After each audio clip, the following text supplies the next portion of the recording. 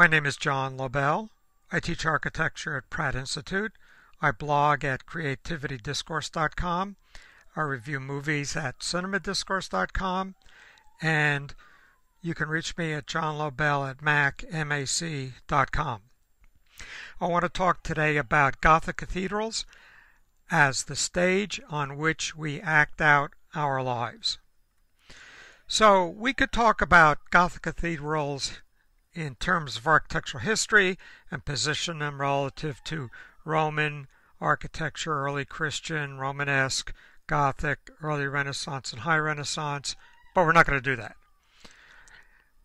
We're going to start by just looking at one. Here is Notre Dame de Constance.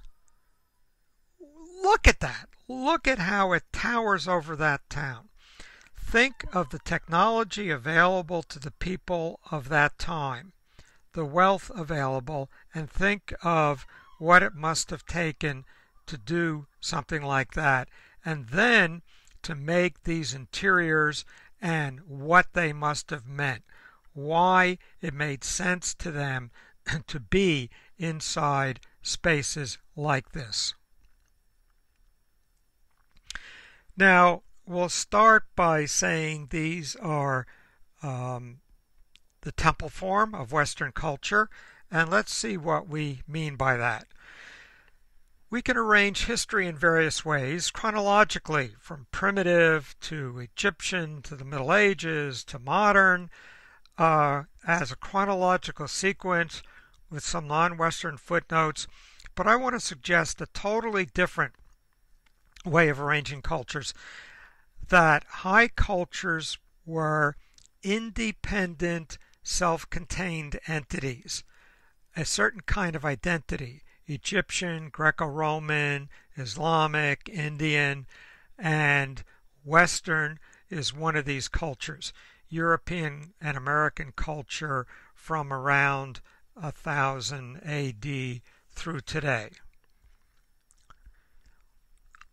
And then we see that each culture has a psychology and an inner symbolic structure which is expressed in its epic poems and its temple form. And the epic poems indicate the moral outlines within which the culture and its individuals will act out their lives, and the temple form indicates the space of possible action within which, or the stage on which, the culture and its individuals act out their lives. So if we look at ancient Egypt and we see this notion of a linear path, and the Egyptian Book of the Dead, we see not only through life does one follow a prescribed path, but even in death there are these linear steps.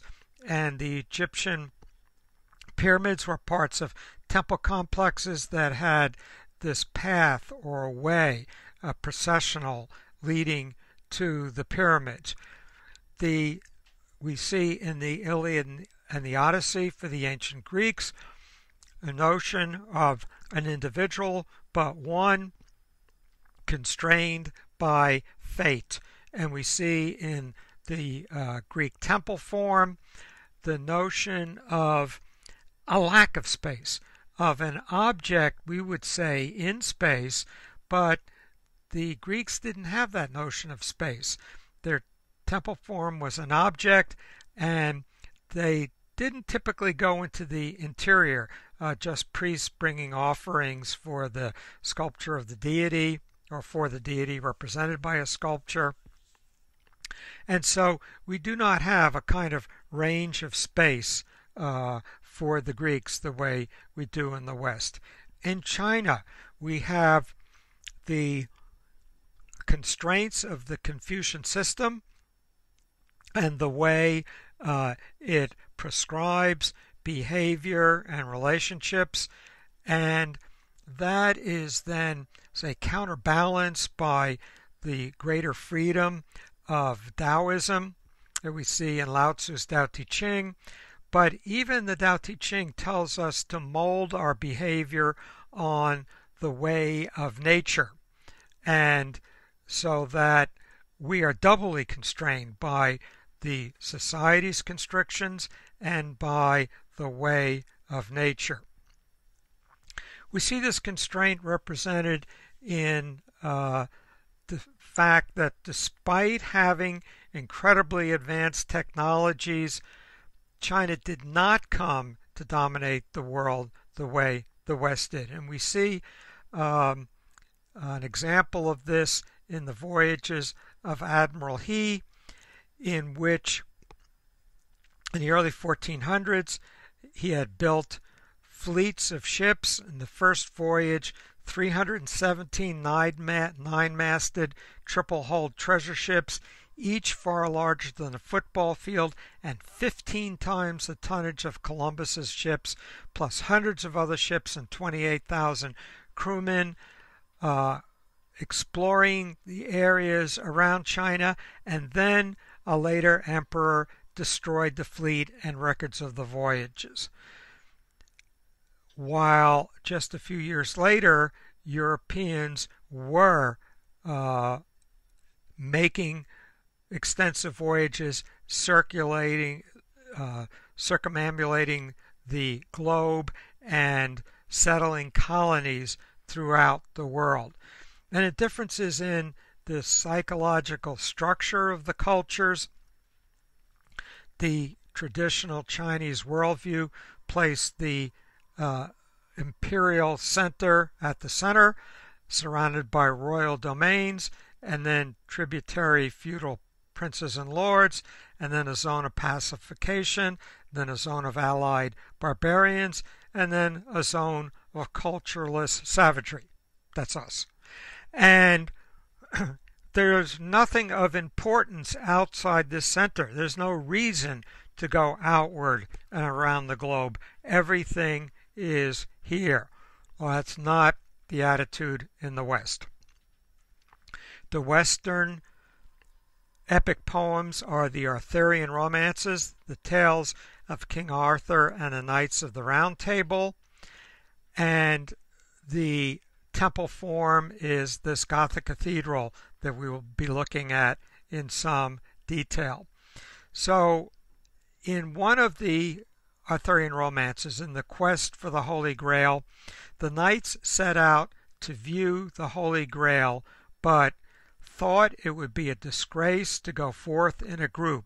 So each entered the forest at a point he himself chose, where it was darkest and there was no path or way. So if there's a path, it's where somebody else has already gone. It's somebody else's path. It's not your path. In the West, the individual acts out of their own inner calling. And we see this in the tale of Percival. And in order for him to be able to heal the Fisher King and end the wasteland, Percival must act spontaneously out of his own motivation of compassion only after he has come into a relationship, a proper relationship with a woman, conduire. And then this moral configuration comes down to us. Here we are in the late 19th century in America's favorite novel, The Adventures of Huckleberry Finn, in which Huck is helping Jim escape, and he knows it's wrong. The preacher has told him that it's wrong. He is stealing property, but after thinking it through, he says, I know I'm going to go to hell, but all right then, I'll go to hell. I'm going to do it anyway. And of course, we know that he is acting in a superior way than the way given to him by his culture. And in the American detective story, Raymond Chandler, the great detective writer, in an essay, The Simple Art of Murder, writes, down these mean streets a man must go who is not himself mean, who is neither tarnished nor afraid. And from that, 1,000 movies. It's Humphrey Bogart in The Maltese Falcon, John Wayne in Stagecoach, Alan Ladd in Shane, Clint Eastwood in Dirty Harry, Vin Diesel in Riddick, Matt Damon in The Bourne Identity, Angelina Jolie in Salt, and thousands of other movies. It's the pattern of our culture. And this individual vision we see in the arts, in Leonardo da Vinci, in Rembrandt, Picasso, and Andy Warhol, in literature, in Shakespeare, Jane Austen, Mark Twain, and James Joyce, in science, in Newton and Darwin and Einstein and Heisenberg, in industry, in Wedgwood and Ford and Carnegie and Steve Jobs, and just in a visionary sense of the human potential in Voltaire, in William Blake, and then a whole new ways of seeing the universe in John Bell, in Bell's theorem, and in Lynn Margulies in a totally alternative, intertwined approach to evolution. So the possibilities of the visions of these Western creative figures, and we could have looked at 1,000 others, are outlined in the epic poems of their culture, in this case the Arthurian romances, and the parameters within which they could act, the stage on which they could act, the space within which they could act, is established by the temple form of their culture, namely the Gothic cathedral. Standing in the nave of a Gothic cathedral, looking up at the soaring vaults, you realize that it will be the descendants of the builders of this building that I'm standing in who will circumnavigate the planet and eventually go out into space. It's already clear by 1200. So let's look very briefly, because we want to look symbolically at these cathedrals and not really at the social history, but very briefly at the Gothic world.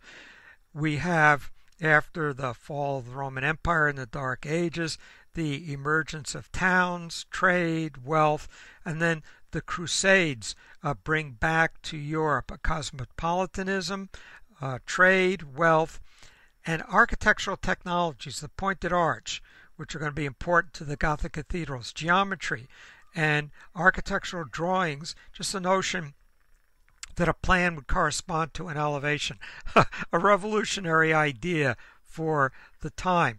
It's a period of the growing importance of the role of women, powerful French queens, women in trade, and courtly love, and then a feminine spirituality, the cult of the Virgin. As we'll see, these cathedrals are for the most part Notre Dame de, Our Lady of, and so we see the importance of the Virgin here in this medieval painting, and to the right a sculpture of the Virgin, the body of the goddess, opens up and contains God, which then opens up and contains Christ, so that it's all contained by this female figure.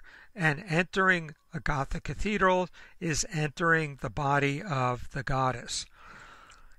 Now, there's what is called a cathedral crusade.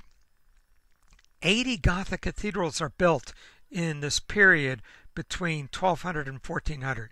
Now, technically, a cathedral is the seat of a cardinal. We use it generally often just to mean a big church, but technically it's the seat of a cardinal. In addition, 350 churches. More stone was quarried to build these cathedrals and churches than were quarried to build all of the pyramids and other monuments of ancient Egypt. And as I said, they are Our Lady of, followed by the name of the town. Thus we have Notre Dame de Paris or Notre Dame de Chartres. And here's one of these, this one Chartres, we'll look at it in a minute, and look how it dominates the town around it. Now, they have not permitted high-rise building in the center of the town. You can see it's way out on the outskirts, but even today these things are so dominating. So just so we're oriented, let's sort of follow what are the parts of one of these. Here we have on the right a plan, and the key parts are the nave, a transept, a crossing where the two intersect, side aisles on either side of the nave, and then an ambulatory around an apse, and then these bulges that will come off of it are chapels. On the exterior we have twin towers and a, excuse me, let's go back here. On the exterior we have twin towers, and on the exterior we have twin towers and then a three-part entry. We've got flying buttresses we can see from the exterior. On the interior we have rib vaults. We'll see what those are in a moment. A vast interior space. Again, our pointed arches and stained glass windows, and both the interior and the exterior are what we call sky aspirant, reaching up for the sky. And here we have these plans again. We see a nave, transept. Behind the transept, the nave continues as the choir, ambulatory around that, and then chapels. The very end is called the apse, and the main portal is typically to the west, the direction of the setting sun of death for the crucifixion. So let's look again very briefly at Chartres Cathedral, which is in Chartres, France. These are built over a long period of time and often change styles during their construction. Here we see on the towers, this is an earlier Romanesque tower, and then on our left there's a later, it's called Rayonnette, more elaborated tower that was done, finished later. And inside we see the soaring vaults, the stained glass windows. These were quite small towns, so it's amazing that a town this small could generate the wealth to build something like this. And many of these were pilgrimage cathedrals. They had something important. Chartres has, they say, Mary's robe, and they'll have other kinds of relics. Here we see another view of this walled town that contains within its wall this cathedral and then other smaller buildings. Here's Chartres again. We see from the rear the flying buttresses. We'll talk more about those. And from the front the twin towers. And we see above the three-part entry a rose window. We'll talk about that also. So here's the three-part entry, and a three-part entry, and also entering between the twin towers. It gives us the notion of entering between the realm of the world of opposites to a world that transcends the manifest world of opposites into a world of transcendence. And here's a plan. This is called a reflected ceiling plan. So the way we imagine a plan of a building is go up some height, say 6 feet, and saw the building off. Everything you've cut with a saw now becomes black. And so that's the black of a plan. And then we do a little bit more imagining here where, let's say you put the top of the building back on and make the floor all mirror. And that mirror sees up and sees what's going on with the ceiling. And here in the ceiling we have these ribs for the vaults, and so the dotted lines we see in one of these plans indicate the lines of the rib vaults. Here's an interior with our fantastic primary and secondary rose windows. Another view giving us a sense of the just incredible space that we are within. And looking straight up at the vaults. This is called a four-part vault. How the ribs works get complicated, but we won't be going into that. and then the rose window. It's like a gigantic jewel representing the heavens. And Chartres is unusual in that it has a labyrinth on the floor. Many of them did, but most of them were removed during the French Revolution. And walking the labyrinth is going through the progress of one's soul. It's a meditation.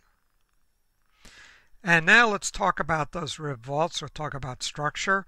And on the right we see a drawing of how one of these things would be built under construction here. And so we start to get a sense of how it goes together. And in understanding the vaults, we start with Rome. So here is a Roman basilica and an ancient Roman building, and we have a concrete vault. And the way that works is, imagine on the upper left you start with an arch.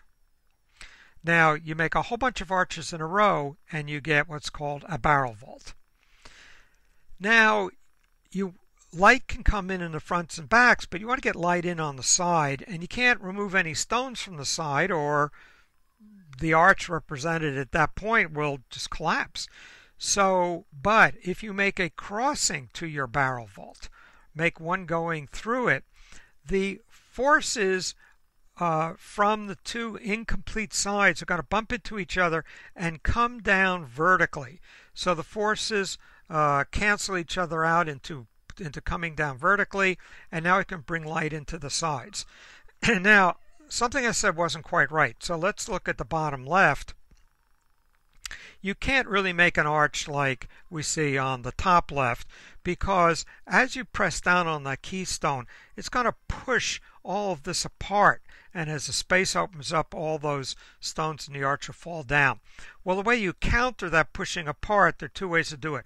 One is you make another arch right next door, so then you have an arcade. So here we see a part of an arcade here on the bottom left, and if you don't want, only one Gothic cathedral, you don't want a whole row of them. So you can, there are two other solutions. One is you can thicken the wall toward the bottom so that it'll counter those pushing outward forces, and that's called a buttress. Or you could have your buttress set away from the building and reaching back to it, and that's called a flying buttress. We'll see some of those. Now, once you have your groin vault, they eventually figured out, the forces are moving through certain lines. Let's beef those up and make what's called ribs. And then we can infill between the ribs with a relatively thin layer of stone. So it's much more efficient in terms of the weight. And so here we see in this drawing the ribs being built. While they're built, they need wood scaffolding under them. And when all the ribs are set in, we got a functioning arch. You can pull the scaffolding out, everything's wedged together. And then we can infill in between them with this thinner membrane of stone. And let's look on the right. We see our rib vault. Above that, we just a little piece of the triangle that will make a wood roof that goes above that. And then those ribs, with their own weight coming down, want to push outward.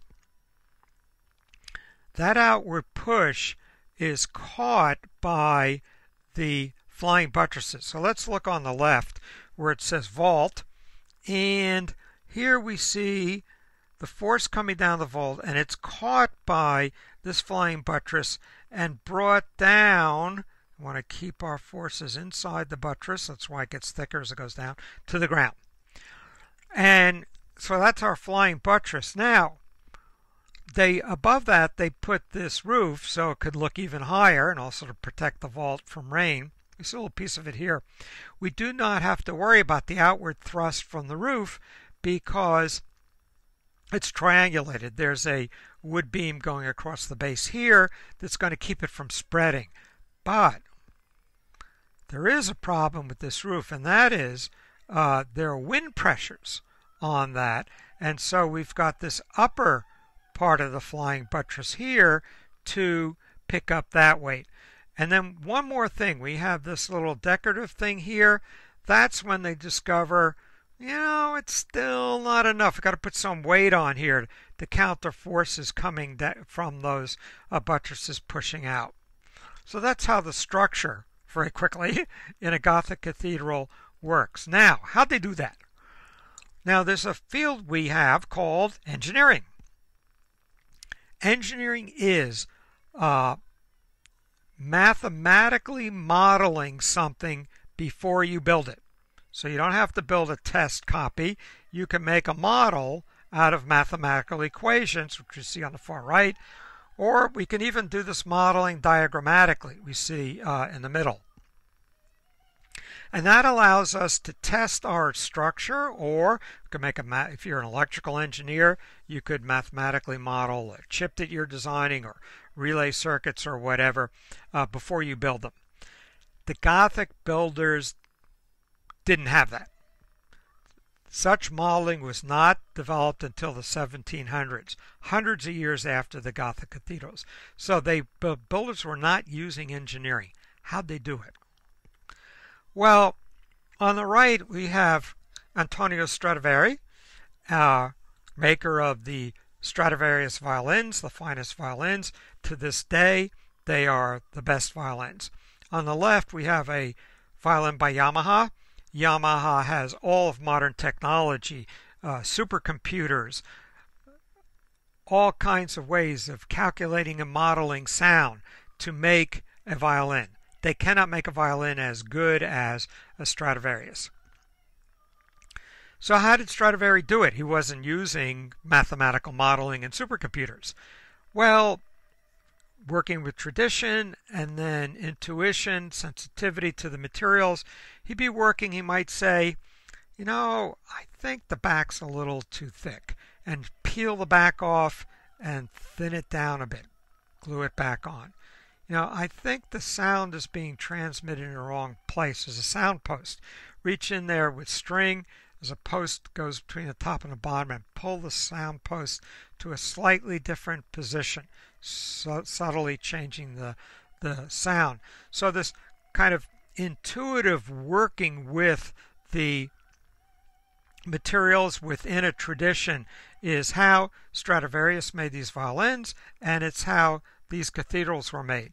So here we have an example on the right, happens to be Chartres again, and here we see the buttresses.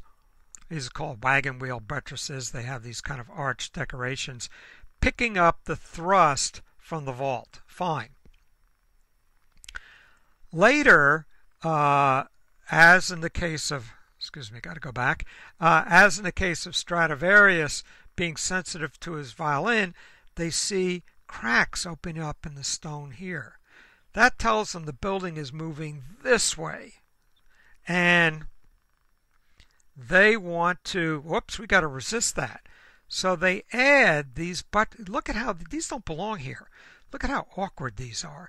These are added later when they realize they have a problem. They had not adequately understood the effects of the force of the wind against this high pointed roof. And they had to improvise as they went. Here we are in another cathedral, and here we see they put the initial buttresses in quite high up here, but the force of the vault is down here. And so their walls started to bulge out here. They realize they're in trouble. And they add this secondary additional buttress here, again, a couple hundred years later, when they saw their wall was starting to move. You don't want your building to move. It's not an automobile. So here we see a sense of how they built these things. Now, in a way, the Gothic cathedral is a great engine for bringing the spiritual world into the material world. And it facilitates a flow between the self and the spirit, symbolized in terms of the interconnection between the inside and the outside. And so the luminous presence of God comes through the stained glass windows into the interior, just the way Spirit comes into you and illuminates your heart. Here we see another one of these incredible rose windows. We also see this notion of Spirit coming into the material world in the mandorla. So here we are in the central doorway at Chartres.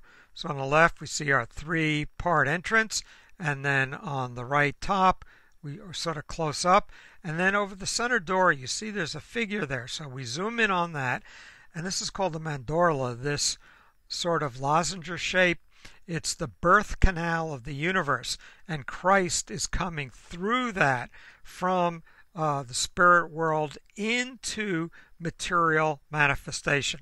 And so Christ, for the Christians, is the symbolic unity between God and human. And so here we are again in this interior, laying out for us the possibility of the Western soul, the actions that we can take, the stage on which we can act out our creativity and our lives, and we see the rich, open complexity of it, the interpenetration of the inside and outside, making a stage of possibility unlike that available to any other culture, and is the source of those creative figures we saw at the beginning and of thousands more. Now, just a few other Gothic cathedrals, extremely briefly. First one is the Saint-Denis, and it was designed by the Abbot Suger.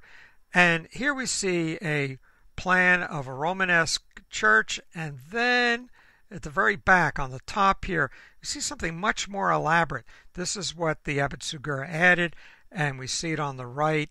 It's the first Gothic manifestation. Now all the elements of the Gothic had been there earlier in the Romanesque, but the Gothic pulls them together into this unique vocabulary. Here is Notre Dame de Paris, and again very early, incredible flying buttresses coming off the back, and here we see those flying buttresses again, and let's zoom in on them. And to the extent that we can say the stained glass windows allow the luminous presence of Spirit to enter into the interior, into the material self, the flying buttresses bring the forces of the interior to the outside, making them apparent, and we see this in this rich complexity and jumble of them here in this view, the richness of the Western life. There's the interior of Notre Dame de Paris, an early Gothic cathedral, looking up. Here's Reims. Each of them gets a designation. Reims gets best facade. So this is considered the most perfectly rendered facade. So if you're taking an architectural history course, it could go into detail about that kind of thing. One of the things we notice is that the twin towers are not complete. The spires are not there. And they could have completed those, but they were, they didn't want to. They said, we like the kind of proportions of this thing. We don't want to put those towers on there.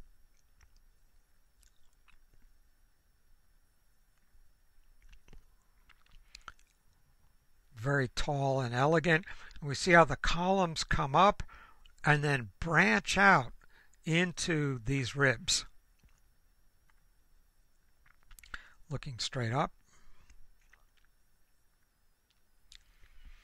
And another rose window, and you can imagine the inside of the cathedral being dark. They don't have any artificial lighting, and so imagine the sun setting in the west, Not too much light coming in through the other stained glass windows because the sky is darkening in the other directions, and we're looking to the west, and there's this gigantic jewel representing heaven illuminated. This is Amiens, which gets the award for best plan, so it's considered the archetypal Gothic cathedral. If you had to pick one, this would be the one that you would look at.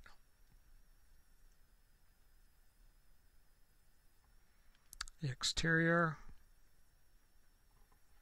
And here again we get a sense of the rich, complex space these interiors. Now the Romans had an interior space, but it did not interact with, interpenetrate with the outside, and the Gothic cathedrals do.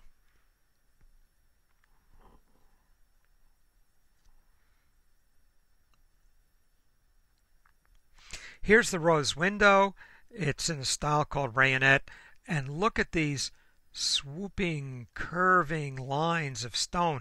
And you could imagine making this out of cast iron, but to make it out of stone, all these pieces of stone, and now they're standing up vertically. I mean, it's just incredible technology. And here we are from the inside seeing the light coming through that rose window. And then we always have to include Beauvais. It fell down! 157 feet to the vault, by far the tallest.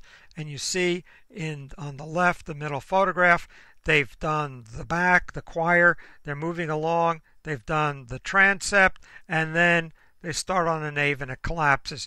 And they said, let's just knock it off here. They didn't try again on the nave. They built a stubby facade on the thing and just stopped. Apparently they were bad foundations. Their engineering on the vaulting was not bad, but some of the footings moved to due to bad soil conditions. And just quickly to look at some contrasts, here we are in England, Salisbury Cathedral, and in England you get a cloister and a chapter house, and here we see a double transept. And we like to contrast the English plan with the French plan, and the French is rounder and the English is more rectilinear and angular. The English also elaborate on the rib vaults, putting in subdivisions and subdivisions and subdivisions, purely decoratively in what's called fan vaulting, but it also then permitted a real tightness like a drum. And I am told that, I haven't tried it, you go up onto those vaults and you can bong it with your knuckles, bong the stone, give it a bang, and you can feel the taut drum-like quality of the stonework wedged in up there. And while we're in England, we always like to look at the crossing at Wells. So at Wells Cathedral, we've got an arch, and then, why don't we put an upside-down arch on top of that? And so some of these architects do have a really great sense of humor. And then Sainte-Chapelle in Paris, and two parts of the cathedral, a lower part and an upper part. And we look at the upper part, and here the stonework has become these thin ribs, almost like a bird cage of the thin members, filled in with the stained glass, and just the luminous light pouring in through a wall which has dissolved almost entirely into the stained glass. Looking up, you see that effect. And then here is the rose window for Sainte-Chapelle. Now, we can see Gothic in many cities. Here in New York is St. Patrick's Cathedral. This is not real Gothic. This is 600 years later, so it's called Gothic Revival. And you can get a bit of the feel of what it would be like to be in one of these in St. Patrick's. If you go uptown in New York to St. John the Divine, It's less pure in style, but much grander in size, so that you get even more of a feel of the soaring Gothic quality. And the spirit of Gothic is still with us today in some kinds of projects. For example, Santiago Calatrava's transportation hub for Lower Manhattan in the rebuilding of the area around the World Trade Center. So maybe we can most richly experience the spirit of Gothic in our expansive attitude towards space, the outward goingness of the Western soul, which we no longer express in our cathedrals. They sort of laid down the template, but now in our outward reaches in human space travel, in planetary probes, and in the Hubble telescope, and then the ones that will follow, that give us an access to huge swaths of the universe. And let's hope that we continue to be able to experience in our lives an unfolding into the rich potential of spatial availability that is symbolized by these Gothic cathedrals. Thank you.